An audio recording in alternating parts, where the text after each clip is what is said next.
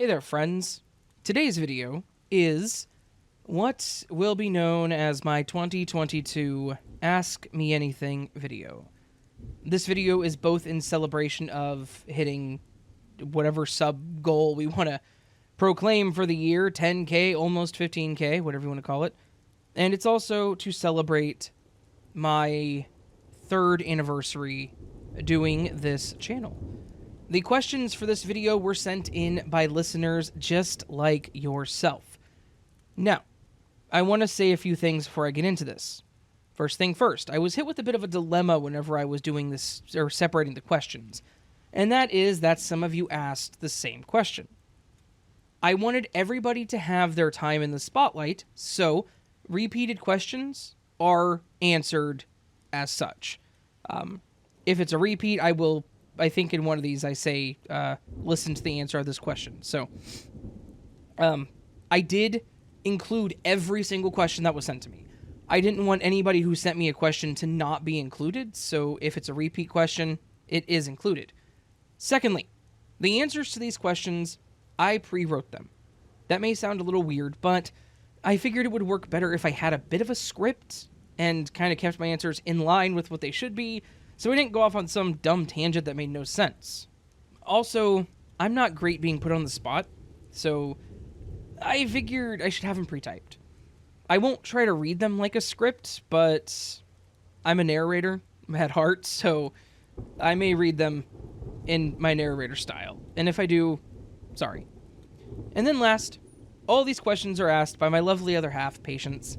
She did the recordings for the questions, and then I'm recording my answers. I figured having 2 voices would give it enough nuance to make it interesting and to keep you more engaged with what it is. So that's why the female voice will be reading the questions, and then I'll be giving my answers. Now, lastly, the t-shirt drawing, the people that win the free t-shirt. That will be occurring, I think, right after Christmas. I will post to the community tab who won, and I will also be emailing everybody who wins. So, it will not be in this video, but it will be probably right after Christmas. I have to do the drawing, get everything set up, contact everybody, and I don't want to do that, right this close to Christmas, so I will do it right afterwards. Promise. It will happen before the end of the year, and you will be contacted. So, all of that said, my friends, this is the 2022 Ask Me Anything, and I hope that you learned something interesting about me, and thank you for your questions. Now, enjoy. Stacy asks, "Hi, have you ever had an experience with a cryptid or Bigfoot?" I have not ever had a cryptid or Bigfoot experience. I live in a pretty suburban area, have my whole life, and I don't really spend a lot of time in the woods or anything like that, so I don't think that I'm in a position where I would experience anything like that. Golem's Finger asks, "Where do you think the soul resides in the body?" That is an incredibly complex and strange question, and one that I've never really thought about. I would say personally, if the soul were to exist, that it would be in the brain. That's what controls our conscious, and it's the most vital organ to being alive next to the heart, so that would be my guess. Guy with Chainsaw asks, "What are your feelings or messages that are important for you to convey through your narrations, as well as the stories you wrote? What feelings do you like to awaken in your audience?" The feelings are kind of all over the place. Obviously, I do narrate horror stories, or scary stories, so I guess fear is kind of the main feeling I try to push through. Though at the same time, for some of the stories, it's more about education to some extent, like the stalker stories. But really, I just want to entertain and have people enjoy my work. And I've been told I have a calming voice, so I guess fear and entertainment and calmness are the 3 emotions I push through. Kurion asks, "Dude, how do you do all this? I am thinking of starting a YouTube channel like this, mainly focusing on the glitch stories and experiences from Reddit, so some pointers would help." This is a question that is actually hard to answer beyond just saying, just do it. If you want to start a channel like this, just do it. And I don't mean to get all Shia LaBeouf on you, but just do it. If you plan to do stories from places like Reddit, make sure you are working with the authors and getting permission to use the stories. Otherwise, if you get caught not asking permission, you could be hit with a DMCA claim, and you don't want that. You don't want that mess. So, on top of that, don't expect immediate success. It will not happen. You have to work hard and put a lot of time into making it work. Lori Allred asks, what all and how long did it take you to start this channel? What got you interested in it, and how long did you think about it before actually doing it?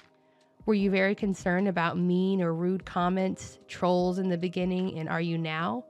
Lastly, did you get really nervous when you first started, and how long did it take to get over it and get comfortable? From the day of creation to my first video, it only took me about 5 days. My interest in narrations came from spending a lot of time listening to other narrators back in 2016-ish and on. I will say specifically Let's Read. I know later in this list I mentioned other ones, they were just as important. It's just that Joel is definitely one that's top of my list. One thing that I think made me delay doing it was really just my own thoughts as to whether or not it would be worth my time. As for trolls or negative comments, of course, they do get to me to some extent. There's not a person out there that wouldn't be affected by them, but they don't slow me down or stop me. Some people go out of their way to comment negative things, and I just ignore them most of the time. I was nervous at the beginning, and still am, but it's the drive to improve and make something that people enjoy that really pushes me out of that nervousness. Merrick Wolf asks, what is it like knowing that you have so many people who listen to you? Is it overwhelming, or does it give you a greater sense of community? It can be both. The fact that there are people listening all over the planet is incredibly overwhelming. But at the same time, it's genuinely inspiring that anyone listens to me at all. Corpse Man asks, I must ask, why is there no K in ask as the Raven dreams? Or are you not really asking anything? This question confuses me, but I think it was a joke. I guess I could have called this AMA Ask the Raven Dreams, and it would have worked, but it's an Ask Me Anything, and I'm As the Raven Dreams. They're two separate concepts. Rick Vamos Jr. asks, what is your favorite stories to cover? I honestly enjoy all of the stories that I do, and it is really hard to pick a favorite. If I had to, I guess I would say Dark Web and Glitch stories. C. Forbes asks, if you were stranded on a deserted island with someone, cannot be someone you know, who would it be and why?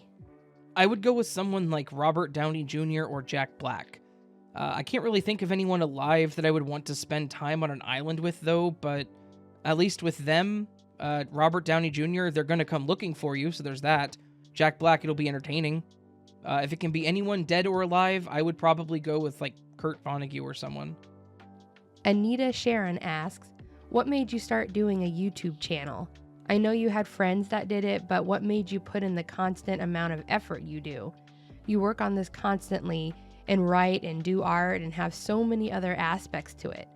I want to know the real reason inside, because this channel is about who you are inside, not what people see. Honestly, this one actually has an easy answer. I liked listening to narrations when I worked at my office job, and I thought, I wonder if I could do that. And I was also testing soundproofing in a closet, so it was just one of those thoughts that pushed me to do it. I know that's not as intimate an answer as you'd probably like, but it's the truth. And I actually didn't know anyone that did this prior to me doing it. Not personally, at least. Macy asks, why or how did you choose your channel name? Is there a meaning to it? So the original name of the channel before I put out any videos was The Raven's Dream. After thinking on it and making all the art for the channel, I decided that I wanted the name to be active, I guess, so it became As the Raven Dreams, and it is 100% inspired by my love for Poe's work, and specifically The Raven. Anonymous asks, if you could cause a glitch in the Matrix, what would it be? I would be the mischievous type that would rewrite the timelines of history to see what happened. I would remove various specific incidents from history and see what changed. And then I would select my personal favorite timeline. Michelle Walburn asks, what got you interested in the paranormal, glitches in particular? Honestly, I just like the mystery and weirdness to paranormal and glitch stories. They're intriguing to me, and that's why I cover them. Ricky D asks, my question to you, what do you believe more, that we live in a simulation, quantum immortality, or that we were created by God, or that we were created by an alien race and our ancestors interpreted the aliens as a god or gods?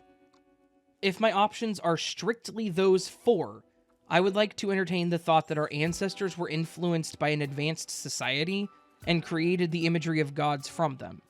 Like, an advanced society a long time ago was on the verge of extinction, and they influenced our ancestors to begin the creation of a current society? Now, do I believe it? Not really. But it would be an interesting take. Tiffany asks, just wondering, what got you interested in this kind of content? Did you have your own experience or just find it insanely interesting, like myself? Much like you, I was a huge fan of the other channels that did these kinds of stories. And I think that's what really got me into the content. I don't really have any experiences that are worth sharing. I might later in the video if someone asks about the specific thing, which I can tell you right now they absolutely will. Nikki asks, what gave you the courage to start your channel, and has anyone ever seen you online? I pushed myself to just do it. I had to get over my anxieties with public speaking, so I just jumped in the water with both feet. And I'm assuming you mean, has anyone online seen me and known it's me? In which case, other than my parents, no. Jordan Colley asks, have you ever voice acted in anything, whether it be a smaller or large project? I have. I've been part of radio play style videos over on the Doorway to Nightmare channel. I've been on there for a while now, and I've also done small parts in various other channels' videos. Josh asks, what will your channel look like in the future? Probably very similar to how it looks now, but with a much larger number under the name. Tamlin asks, you share all these amazing stories that people send you. Do you believe them, or what experience made you decide to share these stories? Please share your story with us. I absolutely believe the stories that I read. I have always said that I am not the arbiter of truth, and it's not up to me to look at a story and say this is true or this is not true. If someone writes a story and sends it my way, then I believe in their experience 100%. Are some of them made up? Possibly. Are they embellished a bit? Sure, it's possible. But I'm not going to question that or make any comments on whether or not they are. As for what made me share these stories with you all, I'll tackle both the general and specific fronts on this. In general, listening to other narrators that read these kind of stories and finding joy in their content made me want to give it a shot. Specifically, when someone sends me a story, they are trusting me to give that story the respect and narrate it with the dignity that it deserves, and that actually means a lot to me. Can't Remember Anyway asks, I'm sure you're asked this all the time, but have you ever had a glitch in the Matrix? If so, what happened, if you want to share? Did your own glitch in the Matrix inspire you to create this series? I have had one glitch in my life, and it is the dumbest and most mundane thing that could have happened, so it did not inspire me to read other glitches. But here is what happened. Several years ago, I think back in 2018, Patience and I went to Texas to go to a concert. While in Texas, we went to a place called Whataburger because my brother-in-law, who is from Texas, said that we had to. When we went, we got a little placard for our order that was number 42. To most people, that means nothing, but to me, it was a huge deal, because I am a huge fan of Douglas Adams and The Hitchhiker's Guide to the Galaxy. So, admittedly, we stole the placard. We put it in the glove box until we got home, where it went into a drawer in the kitchen, because I didn't really have a place for it. Well, long story short, after about a year or so, I found the placard in the drawer when I was looking for something. Except now, the placard says 43. This makes no sense to me, because I would not have taken a placard that says 43. 43 has literally no meaning to me, and I would have never taken it from the restaurant. It's dumb, and I am sorry to that specific Whataburger for stealing your number placard, but that's my glitch. Nicole asks, out of all the stories that you have narrated over the years, what story has stuck in your mind the most? This answer is going to show a bit of bias on my part, but I narrated a story that I wrote way back whenever I did fiction stories on my main channel called There Is No Story. It was the most emotional I have ever gotten in a story, because it is a meta horror story and it absolutely required me to do so. Carrie asks, I love music, so I have to ask, what is your current favorite song? I have way too many favorite songs, so it is easier for me to just name some bands that I like instead. So, Parabel, Idola, Driveways, Alkaline Trio, Knucklepuck, Dayseeker, and 10 Years. There are so many more, but I think that's a good start if you want to listen to music that I listen to. Chanel F asks, do you do YouTube exclusively or do you have another job? YouTube is, at this point, my job. I do not currently have a day job. Jessa asked, what inspired you to create a channel such as Creepypastas? Did you ever consider doing a Cold Case Files channel? Thank you so much for all the great work you do. I was inspired to do this channel and my other channels by the others that I used to listen to. Good List, Let's Read, Mr. Creepypasta, Southern Cannibal, Swamp Dweller, Your Maker, etc. And I actually do have a not currently very active cold case channel called Raven Investigates. It is a collaborative effort between myself and Curious Raven. It does exist. We have done videos. If you go to my channel, there should be a section for other channels I'm associated with, I think. Should be down there.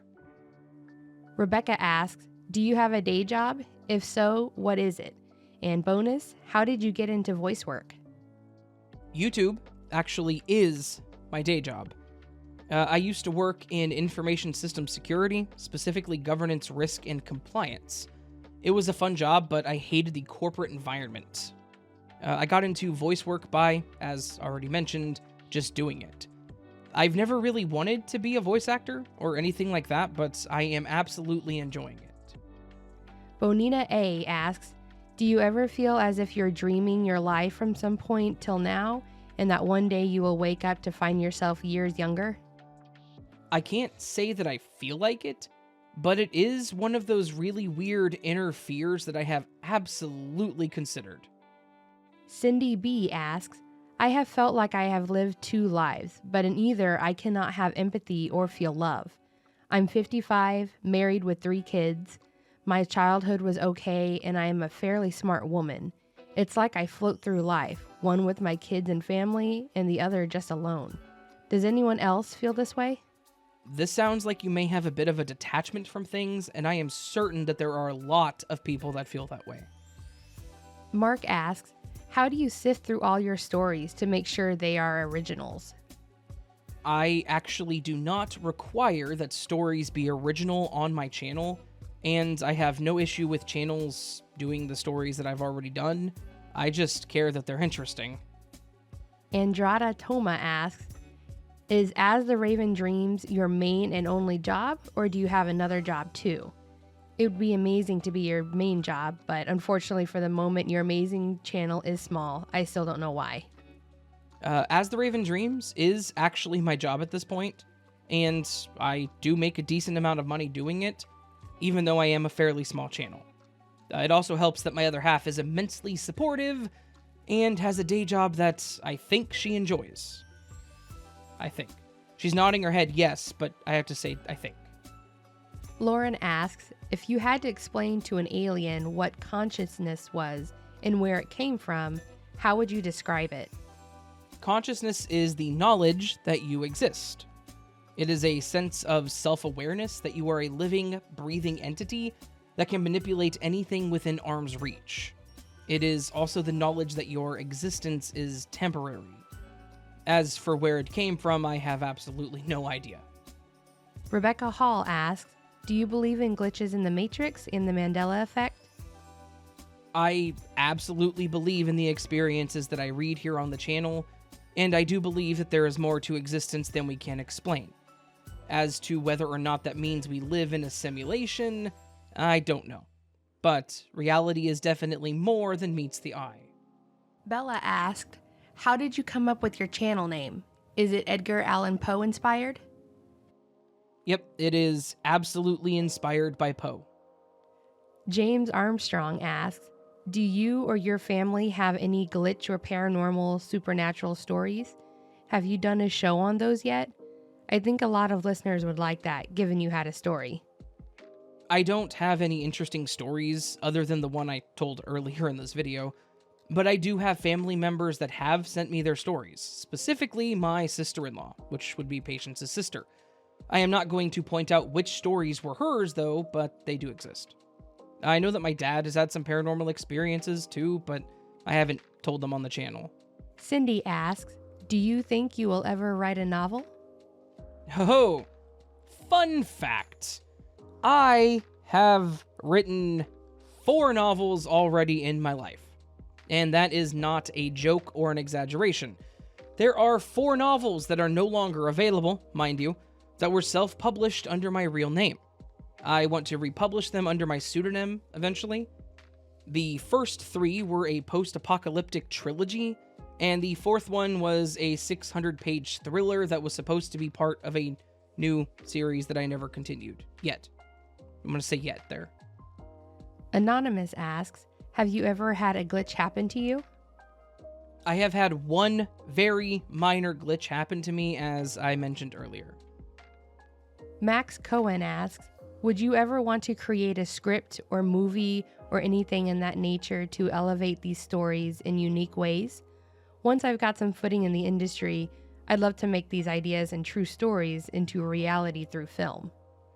That's not really something I've ever thought of, but as an author, I think it would be super neat to write an actual script if I could. I say go for it because that sounds seriously awesome. Christy Michelle asks, what's the reason you decided to become a narrator? Also, I'm really glad you did because you're great at it. I enjoyed listening to other narrators, and I thought, hey, I should try that. At first, I was terrible, and I genuinely would not recommend anyone listening to anything I put out in 2019 to 2020. Anonymous asked, what inspired you to start a podcast and making YouTube videos? Which creators were your biggest inspirations?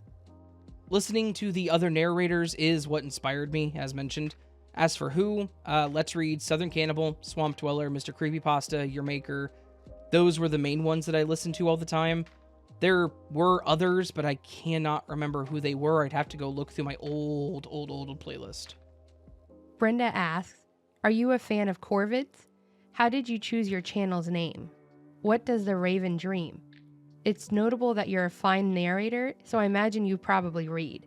If so, what's your favorite book? Also, what, if you have any, are your favorite conspiracy theories? And what is your favorite cryptid? I absolutely adore corvids. The channel's name was inspired by Poe, specifically the Raven. The Raven dreams whatever he chooses to dream, though if you look at the supposed lore of my channel, he dreams of the horrors of the world. I do read, and I can easily answer this question. Slaughterhouse-5 and Hitchhiker's Guide to the Galaxy, though I also did enjoy the Dexter novels. As for my favorite conspiracy theory, I guess lizard people is a pretty fun one. I don't personally believe it, but it is fun to think about. There was part of this question that I didn't answer and didn't have Patience read, and I can't answer it because I don't know who Carl Jung is, and I'm not a fan of West, so I can't answer that. And then, finally, my favorite cryptid is the Mothman. Enrose Campos asks, how many personal glitch experiences have you had?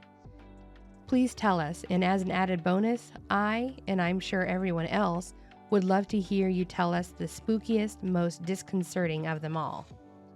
I have had one personal glitch experience, and I mentioned it earlier in the video. It was the one with the placard that changed numbers. Hopefully you all did enjoy it, but unfortunately it was not spooky in any way, shape, or form. Laura B. Fierce asks, can you tell us about some of the biggest WTF submissions you've ever gotten? Like a story that made you think, do they even watch my channel? Or that was so poorly written that you couldn't bring yourself to read it? Or even one where you grew concerned because it was an ongoing situation and felt the need to intervene? I once had a submission that was sent to me that was more or less 3 sentences. It wasn't supposed to be a super short story, like it wasn't supposed to be a 2 or 3 sentence horror story. It was a legit submission. I'm paraphrasing this isn't what it said, but it was basically, this happened when I was a teenager, it was late at night and I couldn't sleep for some reason, and when I opened my eyes there was a girl staring at me. It was scary because the girl had no face. It was an interesting story, sure, but it would have been, like, no content whatsoever. I read at an average of 2.6 words per second, and that was around 41 words, so that would have been 15.7 seconds long in a video. Faith asks, what I want to ask is what made you want to start this channel in the first place? I used to listen to a lot of narrations to get through my day as well, and that's more or less what inspired me to do it. I didn't know if it was going to be a long-term or successful venture, but I am thankful that it has been. Laura B. Fierce asked, do you do paid voiceover work? If not currently, would you? I don't currently, but would absolutely love to someday. 242 asks, if you could tell your past self one thing, what would it be? That's easy. Invest in something like Google or Amazon, and start a narration channel back in 2015. I would have been one of the OGs making tons of money right now. Rogana Man asks, what is the strangest dream you have ever had while not in your own bed? That is hard to answer because I'm unsure of what dreams I've had in other beds. I could tell you one series of dreams that I still have that I genuinely hate, which is of me working at my old job again. There's a story as to why I don't work there anymore, and I've told it in the past. I'm not going to tell it again. But I guess my mind has decided it's unfinished business because I will randomly have dreams about working there and being fired or quitting or whatever. And I hate it and wish it would stop. Spooky asked, are you Drew Gooden? No, I am Jesse Eisenberg. Or maybe I'm Tyler Joseph. Or maybe I'm Matthew Gubler. Nico asked, when you read some of the more messed up stories, do you ever consider not posting them? Or is there any you haven't posted for various reasons? Also, how do you choose the ones you read versus the ones you don't? And finally, have you ever had anyone involved in the story reach out, not the OP, but like someone involved? Thanks. Surprisingly, I have never had a submission that I've thought was too much. I've gotten some interesting ones that did go into a bit further of what I would call darker territory, but nothing that's really hit I'm not reading this levels. Now, it is possible that I will in the future, absolutely, and if that happens, I will cross that bridge then. As for how I choose to read the ones versus the ones I don't read, for the most part, it is about whether or not the story is interesting to me. If I like the story, then I will read it on the channel, assuming the author gives me permission. I will also say when it comes to Reddit, sometimes I don't read the whole story. Sometimes I will skim the story and read the comments to see what people say, and if they seem to respond positively, I will request it. And then to answer your last question, no, I haven't, not yet at least. Brian Catalier asked, what motivated you to make glitch and paranormal stories? Glitch stories specifically happened because I stumbled upon the subreddit, and I thought that it would be interesting to cover them. I think I saw a Chills video or something like that on glitches in the Matrix, and I thought it was kind of cool. And then I went and looked them up and found the subreddit. And it was an instant hit on the channel, so that worked out. Paranormal stories, they're just really fun to read, and That's actually where I started the channel. So, yeah. So that was the 2022 Ask Me Anything Q&A, whatever you want to call it. Thank you to each and every single one of you who sent me a question. I did these, I believe, in the order they were received. I think that's how I pulled the data. So, thank you to each one of you, and again, you're all just amazing. You had several months to send me questions, so hopefully you got your chance to, and hopefully, just hopefully, you all learned something new about me today. Or maybe you didn't, and maybe you don't care. I don't know. Maybe if you're listening to this and didn't send me a question, you didn't really care that I was doing this. I don't know. Maybe you did. I don't know. I don't know what I'm talking about. If you did, I mean, you know, if you sent me a question, thank you. If not, it's fine. I get it. If you enjoyed this, obviously, thumbs up. This video is not going to hit the numbers my normal videos do because it's not a story. So, yeah, or not a collection of stories. Leave me a comment. If you have any further questions, I will try to answer some of them in the comments. If you didn't get to send me a question for this, just know that only the people who sent me a question will be entered into the drawing. So, I will potentially answer your questions still in comments, but you won't be entered in the drawing. So, it is what it is. It was a time frame thing, but yeah. If you're new and you are interested in what you heard me say, I guess, subscribe. I don't know. That's a weird thing to say there, but whatever. I'm going to wrap this up. Thank you for an amazing 2022. We have 2 more videos with new content this year, 2 videos that are going to be compilations, and then we're done with the year. Goodbye, 2022. Hello, 2023 or 2024. Which one will it be? Maybe we'll all skip a year and won't realize it. Until we turn on our phones on January 1st and it says 2027. We skipped 5 years. Oh God, what happened? Who knows? Anyways, thank y'all. Hope you have a fantastic day. Happy holidays. Merry Christmas. Happy early New Year. I love you guys. And I almost just like ended it with saying goodbye, but I'm not going to do that. So till next time, friends. Sleep well.